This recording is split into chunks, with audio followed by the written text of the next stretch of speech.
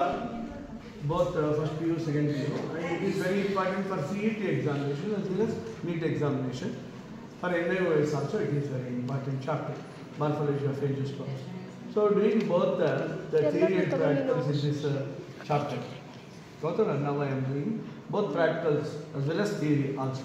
Just a revision, that's all. Not doing the lesson. Are you following? So all the plants are profoundly influenced by various factors.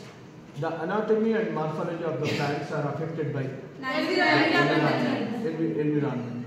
Don't answer, just listen. Yes, so it is the environment which affects, modifies the anatomy and morphology of the plants. So division angiosperm consists of two classes: dicotyledonate and monocotyledonate. Dicotyledonate taproot system and fibrous type of root system usually. So taproot system has primary root that gives rise to secondary root contention. Primary root also called mother root. Here the primary root is short-lived and gives rise to fibrous roots usually. Some roots do not develop from radical, they are called adventitious roots. Example, roots of monstera, grass, and crop roots of banyan, stilt roots of maize, the sugarcane, etc. are the adventitious roots. Fixation and absorption are the important functions of the root. Are you following? So, fixation and absorption are the important functions of the root. Besides this, roots perform some special functions for which it is suitably modified. When modified, stores food, and also exchange of gases takes place through nematopores. And some roots usually for storage of food, radish, wheat, carrot, and all these things. The storage of root performs the function of storage of food. And roots, some roots assimilatory, and they also produce food. And some roots release phytohormones like oxys-dependent cytokinins, ethylene, and ABA. So the root structures of the root. So regions of growth in the plant body are apical, intercalary, and lateral meristem. Apical present at the root and stem tips cause elongation. Intercalary meristems present at the base of internodes and cause elongation. Lateral meristems present towards the sides and increase girth in the plant body. Increase in girth with the activities of lateral meristem known as secondary growth. So the three phases of growth in the plant: regions of growth, apical, intercalary, and lateral. Phases of growth are cell division, cell elongation, cell differentiation.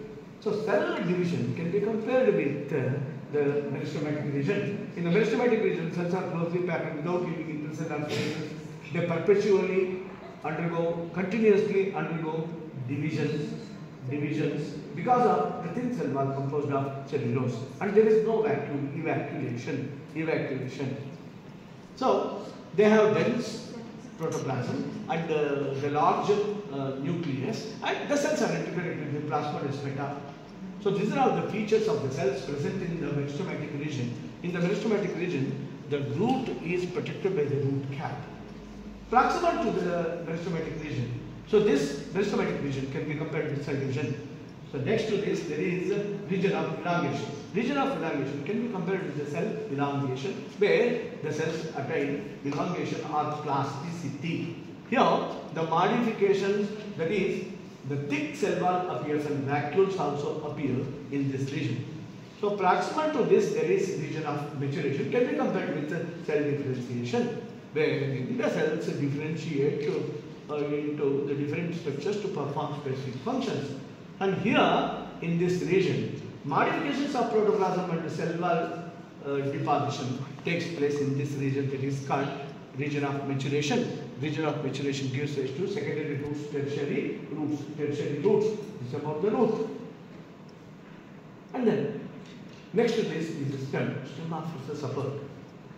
And also, transportation of food and water takes place through the stem. These are the normal functions of the stem. But stem performs some special functions in addition to normal functions, for which it is suitably modified. Modifications of the stem. Stem may be under ground and performs the function of storage of food, as we see in Solanum tuberosum and Allium cepa, bulb, tuber. Stem is underground and modified for the function of storage of food. stem sometimes attains green color and performs the function of photosynthesis in cactus. So these are all the special functions. In addition to the ramifications for which the stem is suitably modified, stem has both terminal bud and axillary bud stems have. So that's all. These things given. And then stem is usually green in color in almost all plants. Stem is green in color in almost all plants. Green color. Whereas the stem, the old stem attained dark brown color. Dark brown color. Next to this, the leaves. Leaves are meant for photosynthesis.